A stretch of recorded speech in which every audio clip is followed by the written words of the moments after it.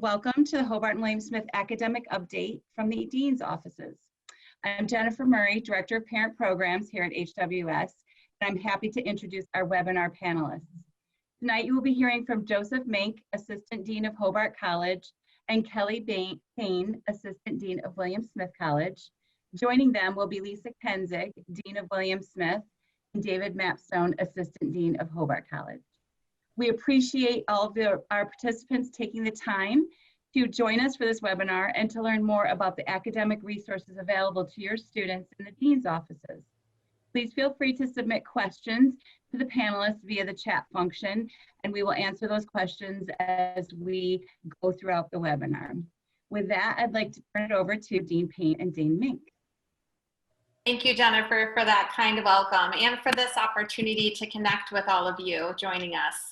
We know how much you care about your students, and we want to work together with you to support them in their learning and their goals. The presentation is being recorded, so you can follow up there, but please also follow up with us if you have questions or concerns about a specific issue or about your students specifically.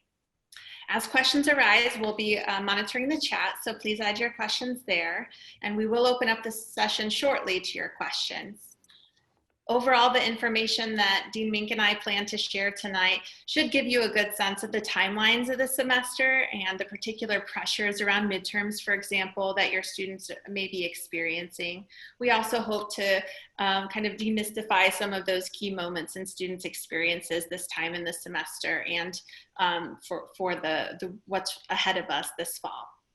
We'll also offer information about resources and give you a sense of how the Dean's offices are connecting with students on a daily basis with the overall goal of helping students through experiences and helping them navigate change. And this semester, if it's about anything, it's about confronting change. So we'll move forward with that together. Just to give you a sense of how we work together, the Hobart and William Smith Dean's offices, for those of you who haven't had a chance to see them or visit us there, they're on the first floor of Smith Hall, and we've been open and connecting with students in a variety of ways this semester. Joe and I, for example, work together regularly as class deans, and Dean Lisa Salter and David Mapstone also serve as class deans working together.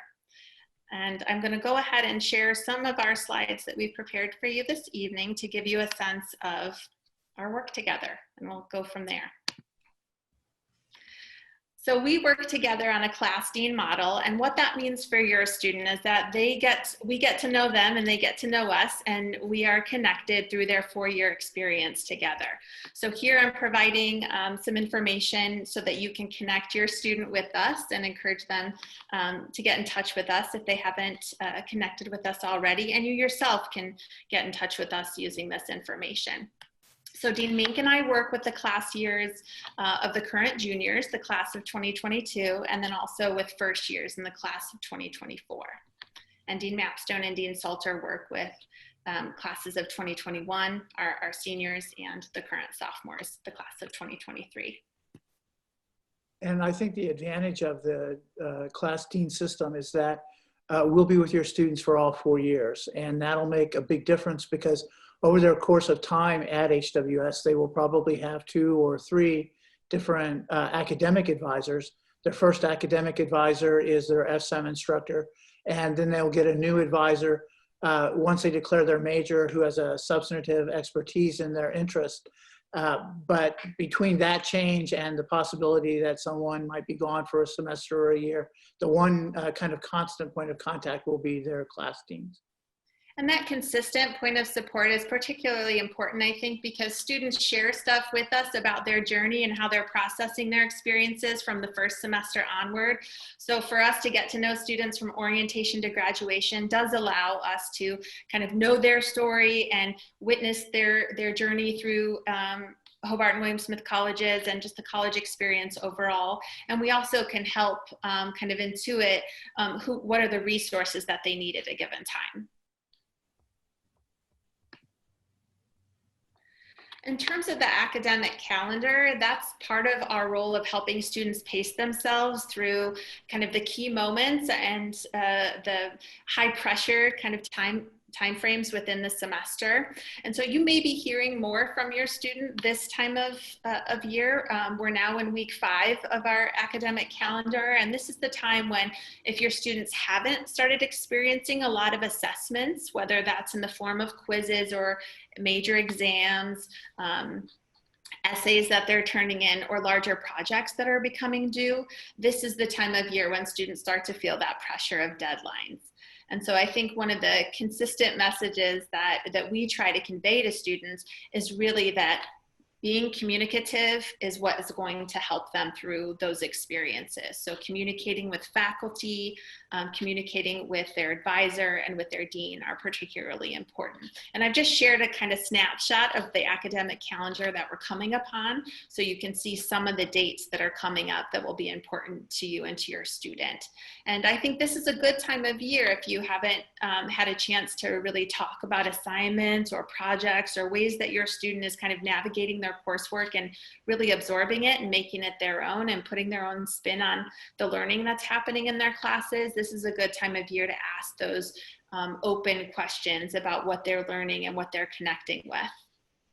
And if they do articulate concerns, I mean, the 3 moments that we're highlighting to a certain extent are always moments where students will feel stress. But if they have a particular concern about their classes or their midterms, the 3 questions we listed below are the ones that we always recommend parents ask their students, because it's the kind of questions we'll ask them. And that is, have you been talking with your instructor? Have you talked to your advisor? And have you talked to your dean? Just because when students get under stress, specifically at midterms, the first time, so this would be, it'll be true for all 4 years, but those first year students will experience this, I think, in even a greater intensity, is they really start worrying about those moments of assessment. And so the one thing that you can help them is to make sure that they're communicating with the people they need to be communicating with.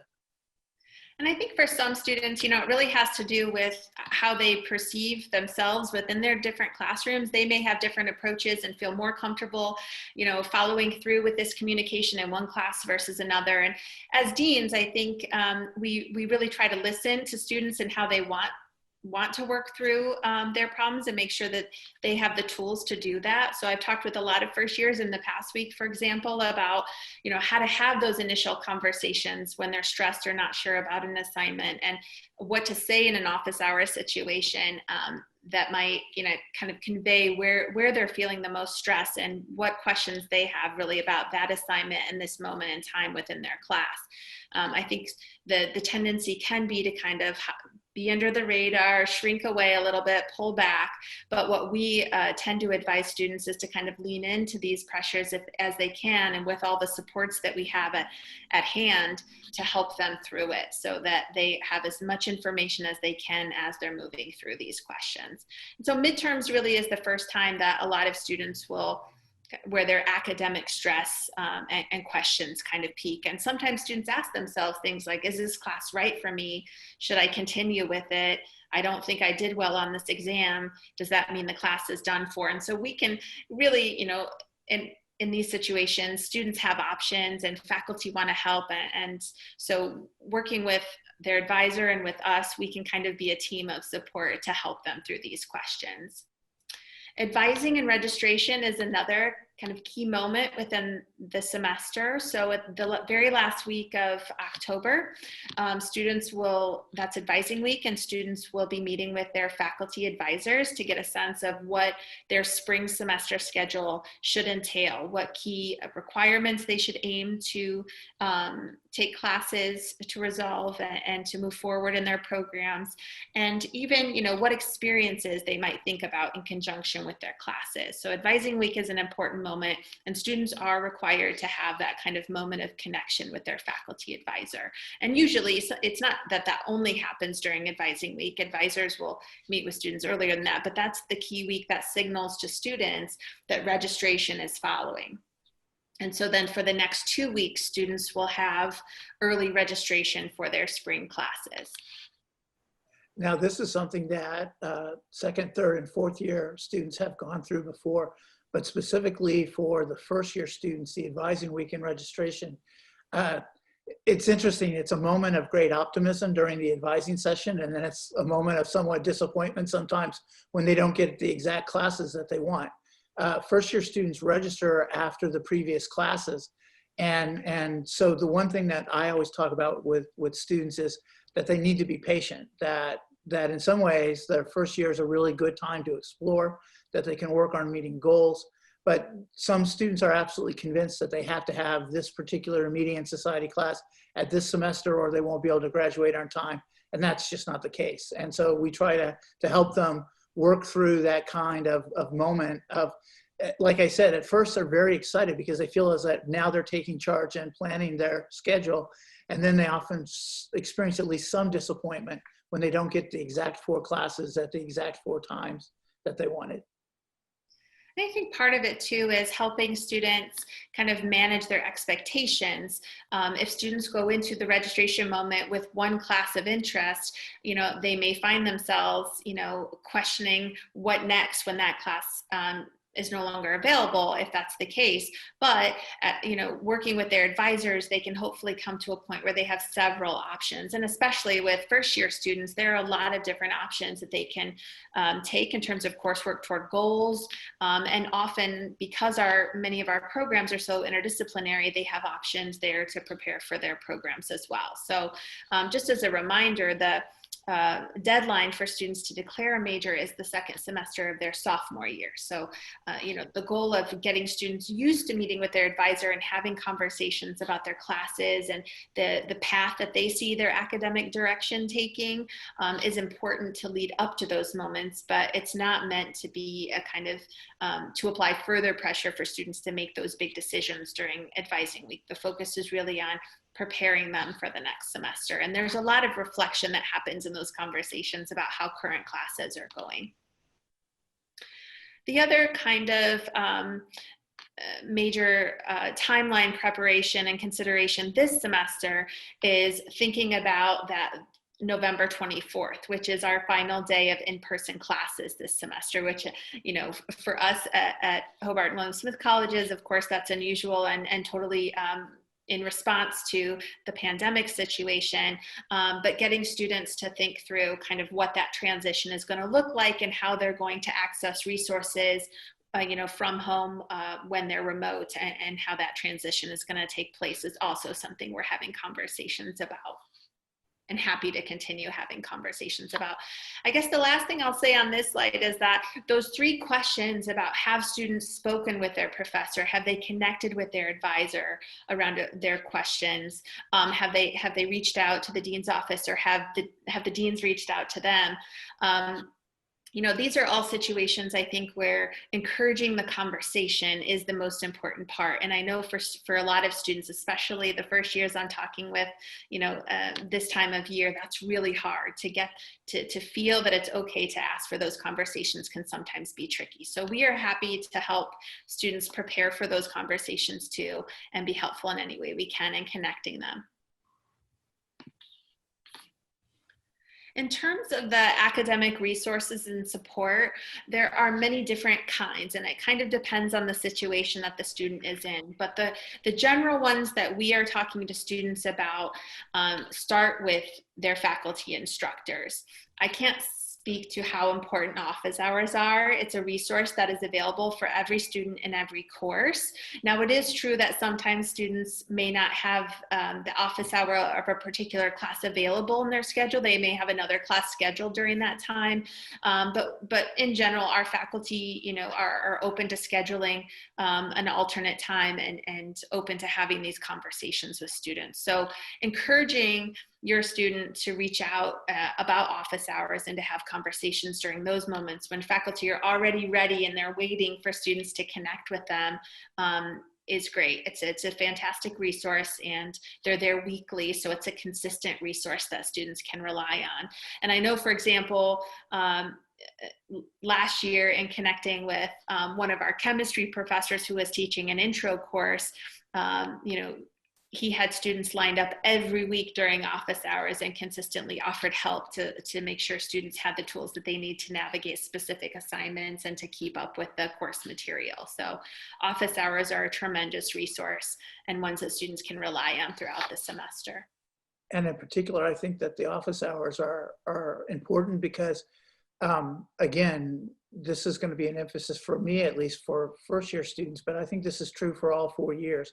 And that is one of the difficult things about transitioning to college is that you're expected to have not only a kind of higher level of substantive knowledge, but that over the 4 years, the expectation is that students will be developing skills at each year so that they can go into more difficult courses, that they can become more capable in terms of being able to ask and answer questions on their own, which means that the faculty instructors are just an invaluable asset for them in both learning that substance, but I think just as important in learning the kind of academic skills they need to be able to succeed.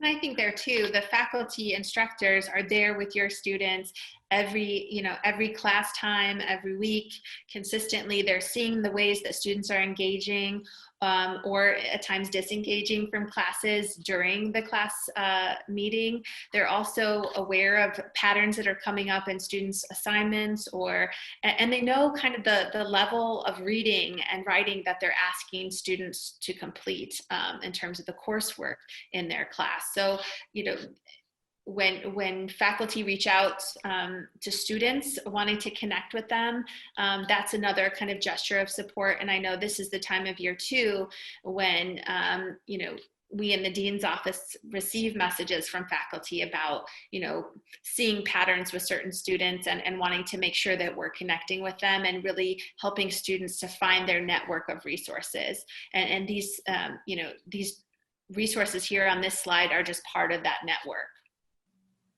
The Center for Teaching and Learning is a huge resource, and I know Dean Mink and I work closely, and Dean Mapstone and Dean Salter, all of us work closely with our colleagues there, including around kind of the learning resources that are available for particular classes, programs like the Teaching Fellows, which employs a peer mentor model to connect students with learning resources for particular disciplines. So, STEM disciplines, economics, it depends on any given semester kind of who the teaching fellows are and what their disciplinary strengths and abilities are, but there are teaching fellow peer mentor opportunities every semester. And there are also writing colleagues connected to particular classes. So some of our faculty who engage a lot with in-depth writing assignments will assign a writing colleague to their class, and that's another kind of peer mentor resource that is offered through the Center for Teaching and Learning. For first years in particular, Ingrid Keenan in the Center for Teaching and Learning supplies first year seminar professors and shares them with those of us in the Dean's office as well, first year learning tips. And there's a new tip highlighted each week that information gets out to the first year students in those classes as well. So just as much as we're telling students about the range of resources, we're also trying to make sure that it's not overwhelming to them and that they're given information when it's meaningful to them in a kind of paced and relevant framework. The one thing I would add about the teaching fellows and the writing colleagues is because it's peer mentoring, a couple of things that I've noticed is that some students who are nervous about asking for help directly from faculty members often feel much more comfortable working with their peers. They don't feel as though they're asking questions that are inappropriate or that they should know. I think lots of students have the mistaken belief that they're the only person in the class who doesn't understand something. And so they're afraid to articulate that, and they're much more likely to be willing to do it to their peer mentors. I also think the really valuable thing about teaching fellows and writing colleagues and study mentors, which can be arranged through the CTL, is that these are really good students. And so in some ways they model the kind of academic skill development that we want all of our students to be able to participate in. So, and in some ways, they kind of become a peer mentor, but at the same time, they're also helping students understand what they actually need to do to succeed. And so I find them really helpful for most students at HWS. And this semester, in response to kind of the challenging learning environment because of the pandemic, the CTL is offering these resources for students in the formats that both the peer mentor and the student seeking the services are comfortable with. So there are some opportunities for in-person meetings, and then also Zoom sessions and virtual kind of connection. So I know that, you know, for some students, they really want one format over another. And so connecting with the Center for Teaching and Learning directly, students can learn more about that.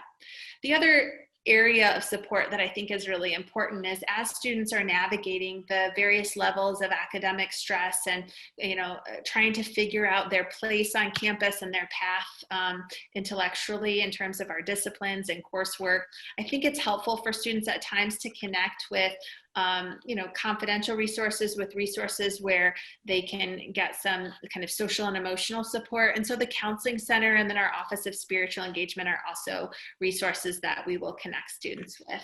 And you know, finally, as a kind of 360 connector to all of these different types of programs are the dean's offices. And we are connecting with students by phone, by email,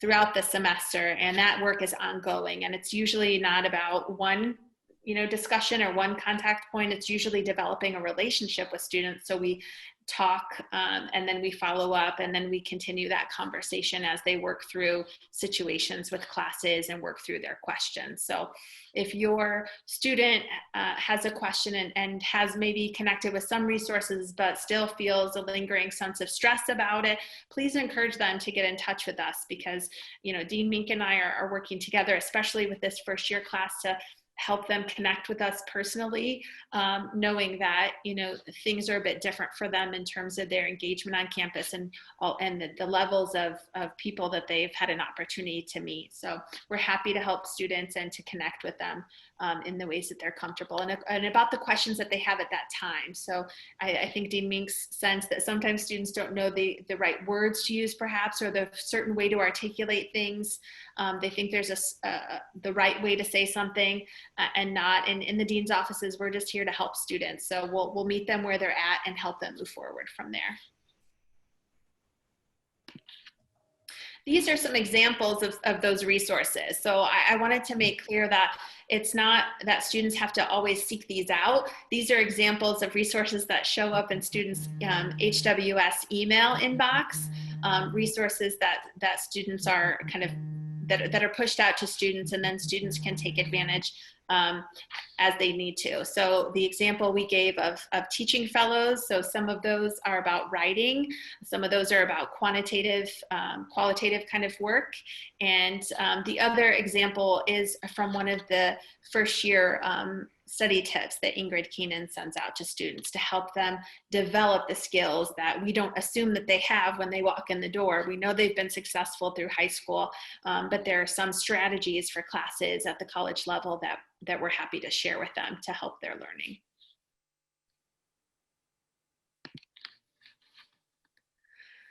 So in the dean's offices, we really do try to approach each student individually. I mean, we recognize that we're working as class deans, so we can talk to students about, you know, and help students make connections with each other across our classes. But we do try to get to know your student as a full person here on campus, having a life in the classroom, and then with various levels of involvement and in other experiences, whether it's athletics or being part of a student organization or student government. We want to help students connect and lead a full life on campus. So we are getting to know students, and especially in this first semester of the first year for the class of 2024, we're doing a lot of kind of outreach and connecting with first year seminar faculty to get to know students and ways that we can serve them and help support their learning. We are working with instructors, so oftentimes, I think Dean Mink mentioned this as well, that instructors reach out to us, that some faculty, students advisors, they're connecting with students regularly, and so it's not always that we reach out to students. Sometimes the faculty reach out to, often faculty reach out to us. noticing that a student seems a bit more disengaged or seems to be needing some extra support or connection. And so we're happy to work with our colleagues that way as well, with the overall goal that we're all here and part of a student's team of support. And we do really approach it with that kind of collective goal. And one of the things that I think that the Dean's Office is really attempts to stress, and it's something that I don't think students realize immediately, but hopefully as they move through HWS, they'll recognize this more and more. And that is that really our goal is to help them be successful at HWS and ultimately be able to graduate.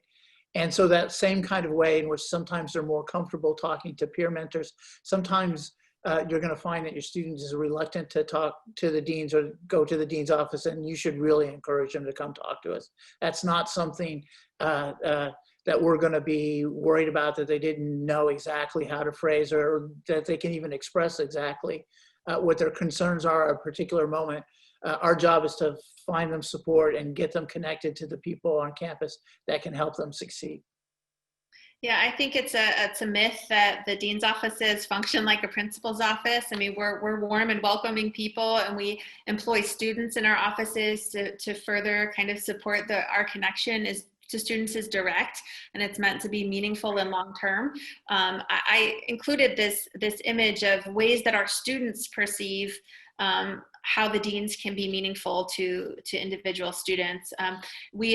Both deans offices have a number of fantastic student workers who help us in a number of ways, and some of our William Smith dean's office student workers put together this visual of the deans being, part of the full 360 of a student's experience, and not only transitions from year to year, but becoming more involved and then helping students through a particular experience. So our goal is that the academic experience at the colleges is a launching point for students' future successes. So anything that we can be doing to help your students make the right academic connections and move forward with their program is our goal. So with that, I am going to turn things over to questions. It looks like one of the questions we got is about, can we reach out to students who are struggling even if the student doesn't reach out to them? I think just generally, we're happy to reach out. If you notice a concern regarding your student, I think it's most helpful if you can let them know you're reaching out, or better yet, kind of include them on the message. Or if you want to have a meeting with us, we can include them in the meeting so that they see us working together as a team of support. When possible, I include the student in whatever discussion I'm having about their experience, because they're the ones having it, of course, and they're the ones that need to hear, I think, firsthand how people can work with them, their supports from home and you all and their family, and also their supports here on campus, that we can work together to help them move forward. One question we got was about advisors and how they get their second one. Yes, their FSEM instructor is their first advisor, and will usually work with the student all the way up until they declare their major. But when they declare their major, and this was one of the reasons why that it's the second semester of their second year generally, that way hopefully they know enough about the department and they have some sort of relationship with some of the instructors in the department so that they can work with somebody that they feel comfortable with, and that will be able to help them navigate the major. And so the second advisor is someone that they will choose. They also have the ability to change their advisor during the first 2 years. If for some reason they don't feel completely comfortable with their FSEM instructor, they can talk to the dean's office and we can help them. The paperwork is actually done in another office, but we can help them navigate that as well. Another question we got related to kind of students connecting with us is, about how that outreach can happen. And so I guess what I would advise there is we do connect with first years. We had a presentation at orientation, and then we're continuing to reach out on a regular basis weekly to connect with students. And I think our students are pretty good at word of mouth that the dean's offices are helpful resources, and our faculty colleagues are also bringing students our way and bringing attention to students who are in need. So quiet students tend to be students that faculty write us about early, because this is a campus that in some ways, caring happens loudly and fiercely, and we're very friendly. And so if a student is seeming, quiet, it's not read as a negative at all, but I think it lends itself to wanting to make sure that students who are maybe a bit more taciturn still have opportunities for robust connections. And so we do hear from them. If you have a student you want to connect with us, feel free to email us.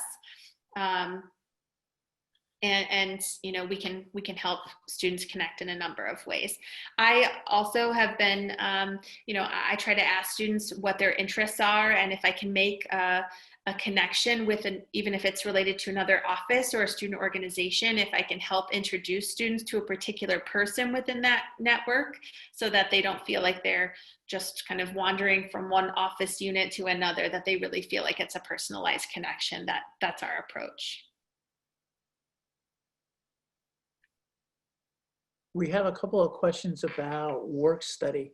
And I have to be honest with you, I don't know that I can tell you an exact answer. This year, because of the pandemic, I know that there are fewer positions on campus than would be traditionally. Career Services has been putting out a list of part-time jobs in the area, but that's not necessarily the work study jobs that we were asked about. That is something that I can try to look into. If you have a particular student who's concerned about that, you can have them contact me, and I will try to find out the answer for them.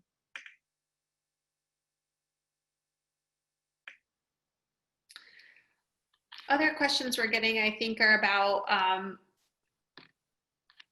how closely we work with students and with parents. And I think, what we'd want to convey there is that we want to make sure to include students as much as possible. So if a student has been, maybe not as eager to come to the dean's office as we would like them to be, because we are welcoming people, but if for whatever reason they haven't found us yet, we're happy to connect with them, and you can reach out to us and let us know that a connection would be helpful. If you can let the student know that you're reaching out, I think all the better. In general, I think there are some situations where we do reach out to parents. I reached out this week in a situation where I was having trouble getting in touch with a student. And I think there are times, based on the level of difficulty or the severity of the situation, where we do see you as partners in helping a student move forward. Absolutely. We had a question about the next semester, and I do not believe that there's been any kind of decision about what will happen.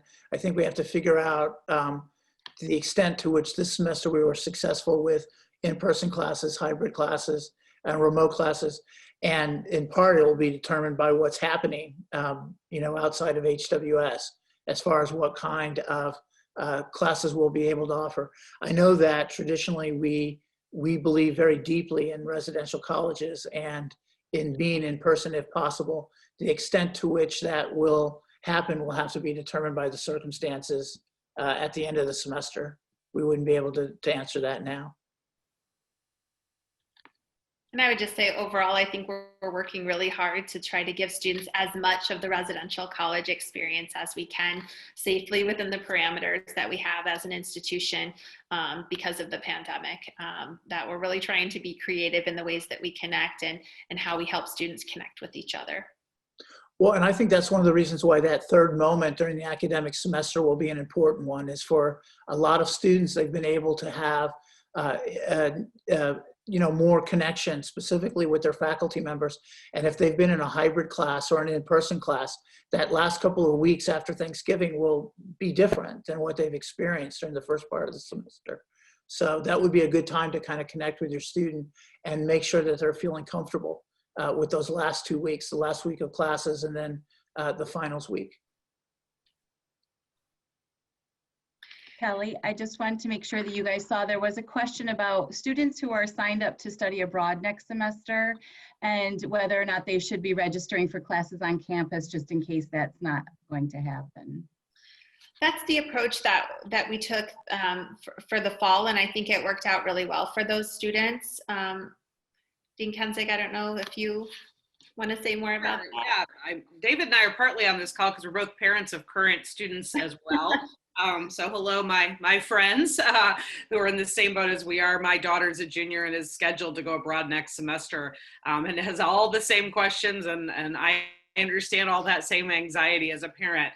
The Center for Global Education, which I think you all know is just terrific and one of the best in the whole country. Main reason my kid came to school here, despite the fact that I work here and that wasn't so appealing, was for the study abroad experience. And she's still hoping to go abroad. The office has assured us that they will make all decisions by October 1st about those programs, consulting, of course, with our partners abroad who are really in many ways the ones who end up making those decisions. And then we will communicate that out to students and often to families as well at the beginning of October. So that's well in advance of when students would meet with their advisor at the end of October and register for classes in November as well. So that will be helpful, I think, for all of us who are parents of planners, and certainly for those of us who are parents of not planners. So we'll all know by early October about the programs for spring, and then students are being offered the opportunity where possible to be able to go abroad next fall or next spring, or to have other opportunities to go abroad. So obviously that's a major draw to Hobart and William Smith, and so we want to make sure students continue to have those opportunities when the world is a little bit different. But I'm still hoping it works out for next semester.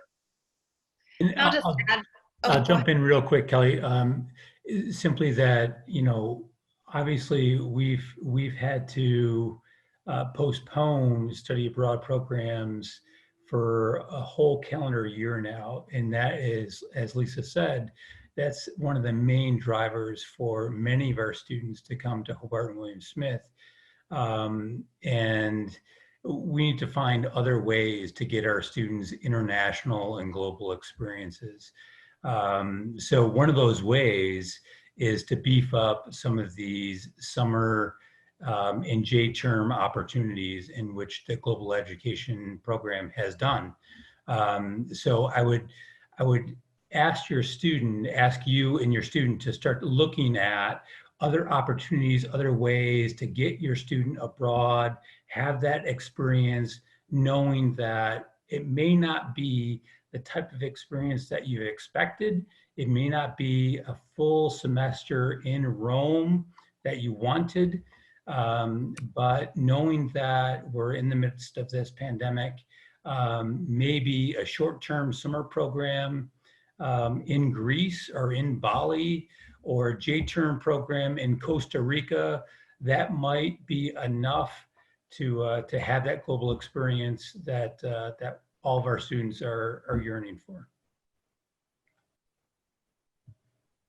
Kelly, there are a bunch, I'm sorry, I didn't mean to interrupt you, but there are a couple of questions that I think I can answer quickly for you, and then I'll pass another one on to you. So one parent was asking if when they come to get their student in November, if they should be emptying their rooms. And the answer is, I don't think so, but I don't think that's a question we can answer right now. And the colleges will absolutely communicate with parents as we get closer to that moment. Of course, our goal is that our students will be able to come back in January. So we will keep in touch with parents about that. And the other question that I can answer is regarding flu shots, because I just checked this, and students will be getting an email very shortly, I think maybe even within the next week, about some flu shot opportunities on campus, including a flu clinic through Wegmans on campus and flu shots being offered in the Hubs Health Center. So parents, please remind your students, just keep their eye on their emails for that information. And then, I don't know if you see this, Kelly, but one parent is asking about whether we know what classes next semester will be personal, hybrid, or remote. I think it's so I can just talk a couple questions ago too, to say that the primary way that we communicate with students is through their HWS email account. And I know that that's a skill, managing all the emails that students have. So, you know, a reminder, have you checked your messages? That's helpful, especially for first year. So I'll just pin that as a kind of caveat to other questions. This semester, our colleagues in the registrar's office and in the provost's office did an amazing job to pull together information about the instructional modality of classes, so that students had information before the drop add period about whether classes were remote or hybrid or in person, and kind of definitions of what each modality meant. Of course, there were some nuances as students connected with individual faculty in their classes, and I expect that moving forward, that kind of flexible model may continue as we need it to in response to the pandemic. So all of this will depend on kind of the nature of the pandemic and what we're confronted with in terms of managing that really significant health situation.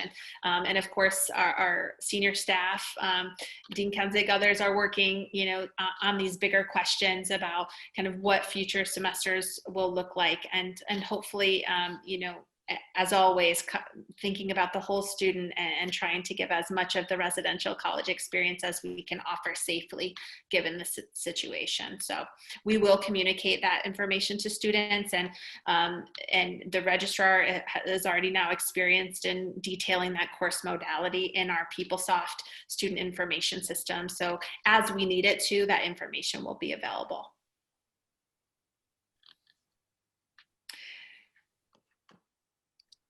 I did want to also add, more generally, thinking back to some of the questions about work study and even, you know, the flu shot question, health. You know, if your student hasn't connected with you know, some of our offices on campus that they're going to need to connect to regularly, like, you know, our career services office, or like our global education. Those programs are trying weekly to connect with students through different programs. I noticed that global education has already done an amazing job connecting with informational sessions for students, and those were put out for students in a virtual format so they can revisit the questions that they have and then follow up with the staff of the Global Education Office.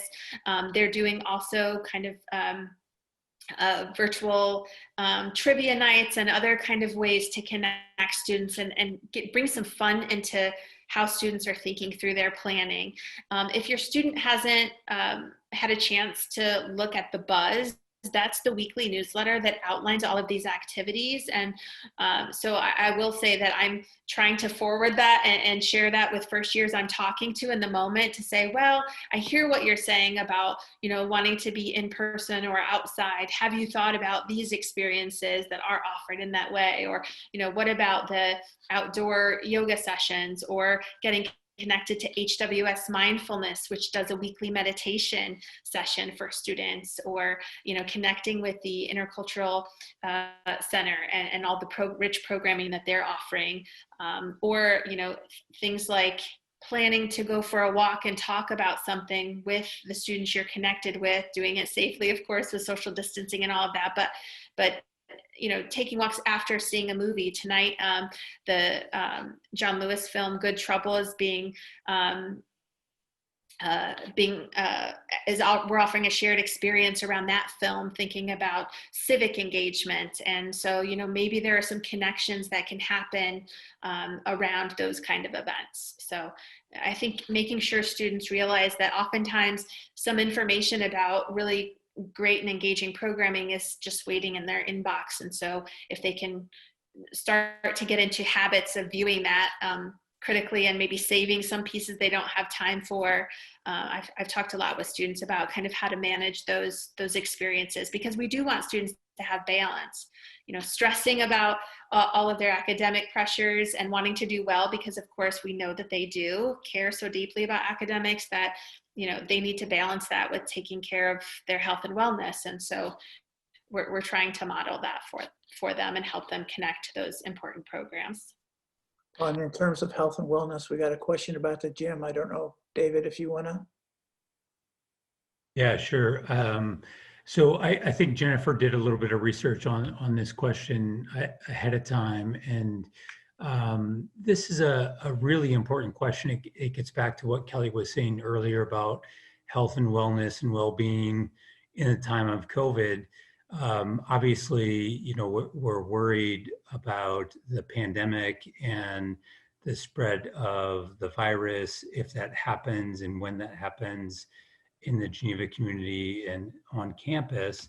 But we're also worried about regular routines for students and the regular health and wellness of students. And we have a very active student body. We have a very healthy student body. They're physically fit and they're mentally well. And part of that has to do with physical fitness. So luckily, it's been very nice in Geneva, New York. The weather has been very, very nice up here. I think I can speak for all of our panelists. We've been seeing a ton of students outdoors, using the outdoors to exercise, to run, to walk, doing yoga out in their yards, out in the students' yards, out on the quad, having exercise classes, those sorts of things that are going on that don't require us to use a physical space inside in a gymnasium or a weight room or something like that, where students are likely to be more likely to spread the virus. So we know that we're subject to state and county laws and policies. We have our own policies at Hobart and William Smith. We're trying to make sure that we balance the spread of the virus if it occurs within the county and within campus, within the community. So we're trying to mitigate as much as possible, but also at the same time, keep students, allow students to be as healthy as possible. So at this point, while the weather is good, we see students exercising outside and being able to do that. When the weather starts to turn a little bit, we're going to start to look to open up those inside exercise facilities so that students can exercise inside. We think that that's going to happen within probably another week or so, but that's all fluid. It all depends on how this pandemic goes and how things kind of go throughout the community and then throughout the fall. But for right now, I can tell you that yes, we'd love to have the gyms open, but our students are being very resourceful and they're making the best of the wonderful weather in Geneva, and they're exercising outdoors right now. And we're seeing it every day as we drive through campus.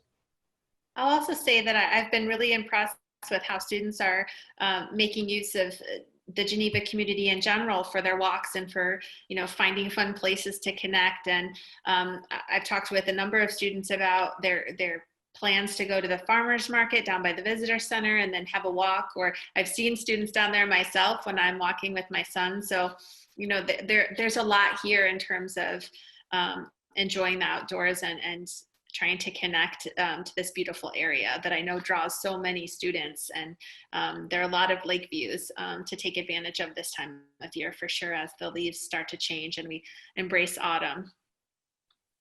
I see that we have a question about kind of how we're managing the pandemic and about testing. And Lisa, I wonder if that's something that you might be able to help give some context to, and the ways that we communicate what the plan is with families. Yeah, absolutely. So I think all of you know who are on the various parent Facebook pages and social media that we did have a cluster here tied to certain, social gatherings, and everyone was sort of connected with that. We responded very quickly. Ontario County Health Department were terrific partners to us, and we, identified those students. They were moved to isolation very quickly, and we quarantined a whole lot of other students, and we did a lot of testing in that week of any student that we and or the health department, so it was both of us all working together, many overlaps of courses of folks with the contact tracers from the health department, identifying folks that may or may not have been connected with those students, and we just immediately acted to quarantine anyone that we had any concerns about. And so that was a very active week of testing of almost 1,000 folks. And then we've moved back into our more random testing that we're doing. So between 30 and 40 students a day. We've been doing 7 days a week, driving those test results out to Boston every single day and getting the results back in about 24 hours. So we're back to that kind of 250 to 300 a week. We are testing randomly, but we are also testing anyone that could possibly have had any kind of exposure or is worried they would have had any exposure, even if the health department has not picked them up on the tracer. So that was hard. That was hard for everyone involved. It was difficult for me, both as a dean and certainly as a parent with the student here. And I know David felt the same way, but we were, I think, all really impressed with how quickly everyone responded. Again, everybody who works for the colleges, but also with Ontario County Health. And I think we're really fortunate. I've certainly talked to many colleagues around the country at various colleges and universities about all the challenges that we're all dealing with. I appreciate our president's commitment to want to try to keep us as much in person as possible. But I also respect very much her leadership in making the decision that we needed to, act very, very quickly, which was exactly the right thing to do. And certainly the county, great partners in that. Other schools and folks I know of, sometimes the county health department, it's a little more of a challenging relationship in some of the communities I know about. And we've been very fortunate here to just really be working very closely with Ontario County Health. And they've been very responsive. So we're happy about how that's been moving forward. So we're back to that random, and then anybody who has any concerns, 250 to 300 people a week. They're at the health center. And then of course there are other people who go and get tested locally in other areas. All of that, regardless of where they get tested, gets reported back to Ontario County Health. So, I think we handled that pretty well. I think we'll just have to keep monitoring every single day and being really vigilant about it like everyone else is. But we are trying very hard to do everything we can. And I think David said it very nicely to mitigate all the different needs, particularly that our students have. Their health there's nothing more important than their health. I feel that way for my own daughter, certainly David's daughter, both of whom are students who are here, and all of your children as well. And all of the health of the people who work here. That's number one for us right now. And we also know that students want to be here. Most of you want them to be here. And, we recognize that and are trying to do everything we can to keep going every day. And it's, there are days that things are great and days that it's a little bit more of a challenge. But I'm grateful for the weekly updates that are going out. You should be seeing those. One just went out yesterday from our provost and from Rob Flowers, our VP of Student Affairs, who's really been the key person monitoring all of this and overseeing it and connecting with the state health departments and everything else. Those come out every single week. And I know they get shared in other social media areas. If you're not on that list, obviously, please be in touch with Jennifer and she'll make sure that you're getting those weekly updates. But we're committed to continuing to communicate as much with you as we can, as well, of course, with all the students and employees and everyone who is right here in Geneva with us. So I hope that helps. I think it's very helpful. And I think it also conveys this overarching sense that it's consistent with all the ways that we work, which is we work together and we work to try to make sure that our students have the information they need to move forward. And I know I've heard from students who are, that is one email that now they're watching for, and certainly appreciate the help that's offered there. I think Kelly said earlier, care happens loudly here. I love that. I wrote that down because I thought that was terrific. This is my 18th year here. David's worked here even longer than I have and is also an alum, but I think that's been true for this place. I think it's something that's different from anywhere else that I've ever worked, and that idea of care happens loudly here. I think it was really loud in these last couple of weeks as we were coping with all of this, and that should probably be the motto for HWS, care happens loudly. Well, and we listen intently. I mean, Joe and I meeting students, this is true for David and Lisa as well. You know, we're trying to listen to what the experience is, knowing that we have classes of students, of course, but that your student experiences their life on campus individually and personally. And all the research in neuroscience and other areas that as educators we keep tabs on tells us, you know, directly that the way students feel about their learning does impact how they are able to move forward with it. So we do try to listen intently and care about your students, and make sure that we're able to connect them in the ways that are helpful and meaningful and the ways that they welcome, you know, making sure that students feel a sense of ownership and autonomy where, you know, in their student experience so that they can move forward in a way that empowers them, is our overall goal. And in the way that we can be helpful to you, as you help to support your student, let us know. So we're here to help. Kelly, I just want to step in for a second and just expand a little bit on what Lisa was talking about with the testing, because we did have a parent concern that maybe that's not enough testing. And what I want to reiterate is that while it is random, it's actually kind of focused on certain groups. So we test somebody from every floor in the residence halls, and we test somebody from every team, and those people change throughout each week. So it's not completely random, but it's sort of an organized randomness, I guess. Not a word, but I will say that. If people have more questions about that, please feel free to contact me offline and we can talk a little bit more specifically about that. But it is an organized way that we are doing this. And I know that the Campus Life team is constantly keeping watch on trends and what we need to do. And if we need to bump up our testing, they absolutely will do that. So that is something that we're always looking at on the campus. Thank you, Jennifer. That's very helpful. And I want to thank Jennifer for, you know, you serve in a big way as a bridge, you know, when you're connecting with parents and students, family members and supports at home, making sure that they understand the work that we do and how we can be supports to students. So thank you for this time, for sure. And I would say I know a few of you are writing kind of individual questions about your child's experience in a certain residence hall, et cetera. It'd probably be great if you reached out to the class dean and then they can get connected with residential education and find out what's kind of going on there. So I don't want to get too much into each individual student's experience, because of course our kids would kill us if they had any idea that we were talking about them specifically. But you know, if you want to reach out to your class dean and send them an email, then maybe they can follow up and find out what's going on. I think that would be great. I also wanted to mention, I've seen a few questions about Res Ed and RAs doing special events with the students. And I'm not sure that question can be answered here, Kelly and Lisa. If you can answer that, great. And if not, I'm happy to have parents contact me tomorrow. And I will put my email and contact information in chat, and I can look into that a little bit more to help answer those questions if we're not able to answer that today. Yeah, that's what I was referring to as well. So I think those are important things and we need to find out, and maybe those are students who particularly as first years need to be contacted by Joe and Kelly. Those of you who are parents of first years are really fortunate to have these two as class deans. I mean, they work very well together. They care deeply about our students, and we are always happy to follow up. You know, if you're not feeling like something is going right here, obviously Jennifer can help and either of them can help. And any of us are always, Jennifer just put it in the chat there, her information for all of you. And you should be getting probably the regular updates that I know I get from her as a parent. So please definitely reach out to her to do that.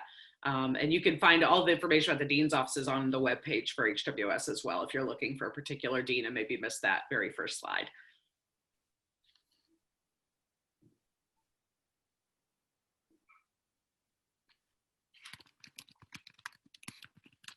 Just answer one more question about whether or not Dean Mapstone still works with the class of 2023. Yes, as the class dean model, we move forward with our classes. So yeah, so we'll definitely, you know, if you reach out to us, we'll get in touch, and we're here to help and to help support your student, and in the ways that you can encourage them to get to know us and to be a presence in our inbox and in our office, and when they have questions, you know, we're happy to help, and so please reach out and let us know how we can be helpful. Well, Kelly, oh. sorry, go ahead, Joe. Well, and specifically, and this is kind of as this is winding down, but for me in particular, I think that one of the things that you could do is that, well, we're trying to reach out specifically to the first year students as much as possible so that we can meet them as early as possible.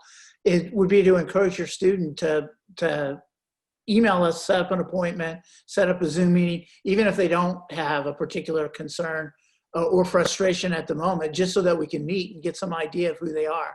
I mean, that's the kind of thing that is important for when something does happen, that we already have somewhat of a relationship, that we know them a little bit at least. And so really encourage your students to contact us.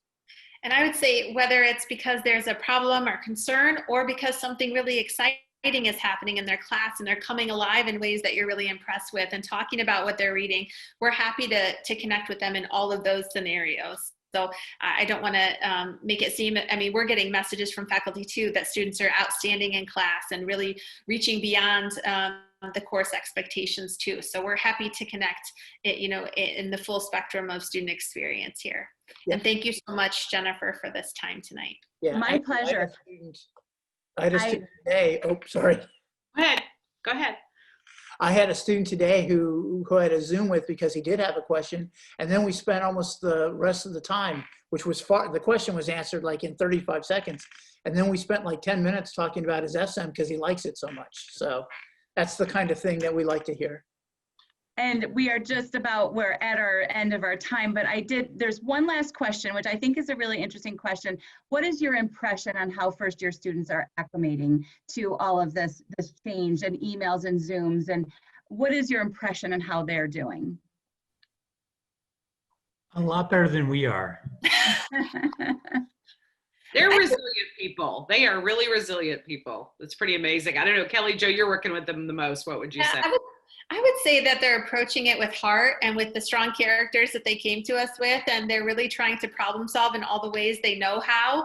And so it's really been impressive to see. And like Joe, I've talked to students who are saying, I love all my classes, I'm so excited, or this class, what we're reading in this class applies to this one. And we talk about, well, what kind of a student are you in your class? Are you one that raises your hand, whether it's in Zoom or not? Or are you a student who mostly, listens and waits for an opportunity? And so I think students are really experiencing this in the ways that feel comfortable for them. And, there may be students who are more boldly kind of participating in classes within their first year experience than others, or maybe louder in one class than another. And so it really is individual, but my sense is they're doing the best work they can, given how they're feeling that particular week. And, so far, things look good, but there are some challenges. Certainly I think that students aren't meeting as many students gathered, for these large gatherings that we're known for, does present some challenges. So we're trying to be creative in how we connect with them too. And so, and how we connect them with other students.